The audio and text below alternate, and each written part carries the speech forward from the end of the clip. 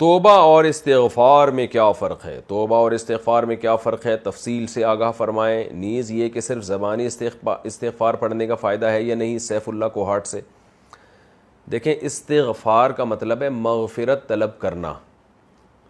تو جب بھی کوئی شخص اللہ سے معافی مانگتا ہے کہ اللہ میرے اس جرم کو معاف کر دے، تو اس کو استغفار کہا جائے گا۔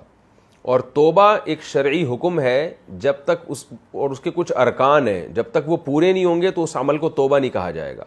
توبہ کا مطلب ہوتا ہے جس 3 کام اگر آپ کر لیں تو وہ تینوں کاموں کا مجموعہ توبہ کہلاتا ہے۔ سب سے پہلے جس گناہ سے آپ توبہ کر رہے ہیں اس گناہ کو چھوڑ دیں آپ۔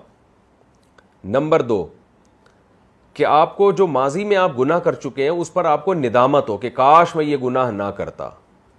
اور تیسری شرط اس میں یہ ہے کہ آئندہ عزم کریں کہ یہ گناہ آپ نہیں کریں گے، یہ اللہ سے ایگریمنٹ کریں، معاہدہ کریں دل سے کہ میں یہ گناہ آئندہ نہیں کروں گا۔ تو جب یہ 3 ارکان پائے جائیں گے تو اس عمل کو توبہ کہا جائے گا، جو ایک شرعی حکم ہے، اور اس پر اللہ کا وعدہ ہے کہ میں اس گناہ کو معاف کروں گا، چاہے ہزاروں مرتبہ کیا ہو وہ گناہ۔ لیکن جو بھی شخص بھی توبہ کرے گا، ماضی پر ندامت فی الحال اس کو چھوڑ دے، آئندہ نہ کرنے کا عزم کرے، تو یہ عمل توبہ کہلاتا ہے۔ جب توبہ کرے گا تو استغفار کا سادہ مطلب ہے کہ اللہ سے معافی مانگنا۔ تو ظاہر ہے جب استغفار گویا توبہ کا جو ہے ایک حصہ ہے، کہ 3 شرطیں تھیں نا، کہ آئندہ نہ کرے اور ماضی پر اس کو ندامت ہو اور اس وقت اس گناہ کو چھوڑ دے۔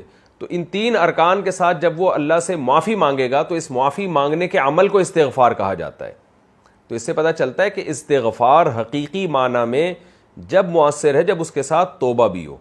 تو استغفار زبان کا ایک عمل ہے کہ اللہ سے معافی طلب کرنا، جبکہ توبہ صرف زبان کا عمل نہیں ہے بلکہ آپ کی باڈی کا ایک عمل ہے اور آپ کی سوچ کا ایک عمل ہے۔ سوچ کیا ہے کہ ماضی میں آپ کو ندامت ہو کہ کاش میں یہ نہ کرتا، یہ آپ دماغ سے سوچ رہے ہیں، اس وقت اس کام کو چھوڑ دے، یہ بھی یہ آپ کے جسم کا ایک عمل ہے، اور آئندہ نہ کرنے کا اللہ سے ایگریمنٹ کریں، تو یہ ایگریمنٹ زبان سے بھی ہے اور دل سے بھی ہے۔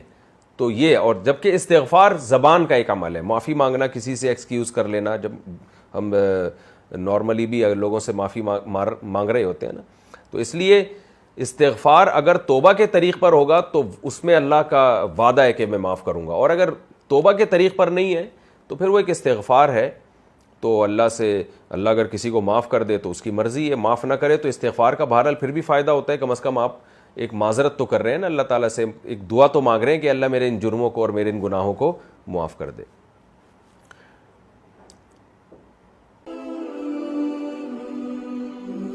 Ask Mufti Tariq Masood.